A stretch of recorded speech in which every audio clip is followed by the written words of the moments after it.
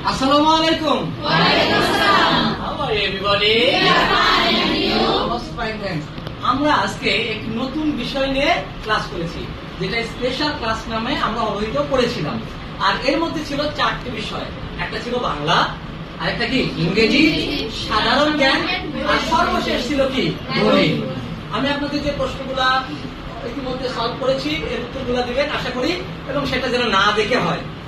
আমরা এই দেশে বাস করি, আমাদের দেশটার নাম বাংলাদেশ। এই বাংলাদেশে কয়টি অক্ষর আছে? আমরা উচ্চারণ যদি করি বাংলাদেশ, উচ্চারিত অংশের নামই হলো এক একটি অক্ষর। অন্ধকার যুগ কত বছর? 150 বছর। 1201 থেকে 1350।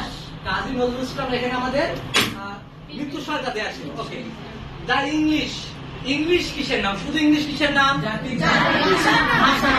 আর দি ইংলিশ কিসের নাম? জারো। টেন্স ইজ রিফার্স কিসের সাথে সম্পর্ক? জনিরা দুই ভাই।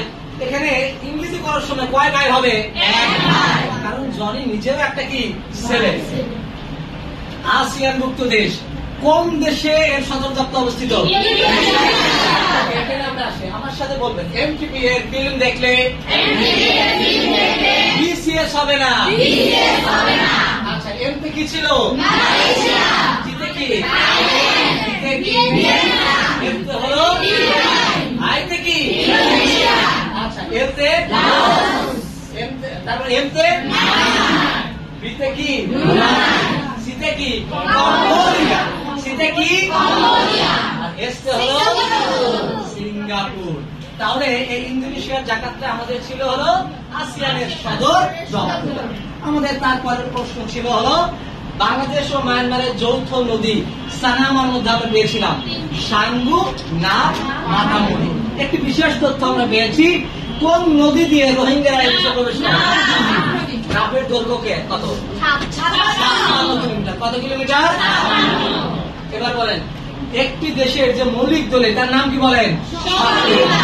সংবিধান কয়টি? তার ভাষা কয়টি? একসাথে বলেন, ভাষা কয়টি? মূলনীতি কয়টি? আচ্ছা, অধ্যায় কয়টি? ভাগ কয়টি? কয়জন মিলে তৈরি করেছে? আর এর অনুচ্ছেদ সংখ্যা 153টি। গ্যাস। গণিতের ইংরেজি আমরা সবাই জানি, সেটা হলো শূন্য এর আবিষ্কার হয় কোন মহাদেশে? 44, 22, 32, 23, 21। এটা কিসের সাথে সম্পর্ক? মৌলিক সংখ্যাকে ভাগ করা যায় সর্বোচ্চ কয়বার? 2 বার। অর্থাৎ ওই সংখ্যা এবং এক ব্যতীত অন্য কোন সংখ্যা দিয়ে ভাগ করা যায় না। আমরা আজকের ক্লাস থেকে আলহামদুলিল্লাহ অনেক কিছু শিখছি নাকি? আমরা যথারীতি পরবর্তী যে ক্লাসটা আমাদের অনুষ্ঠিত হবে ডেট পরে জানাবো, সেটা হবে হলো ওই ক্লাসে যে পরীক্ষাটা থাকবে আজকের ক্লাস ও যে শীটটা দেওয়া হয়েছে এবং তথ্য পরীক্ষা আপনারা 1 সপ্তাহের মধ্যেই আপনারা হাতে পেয়ে যাবেন।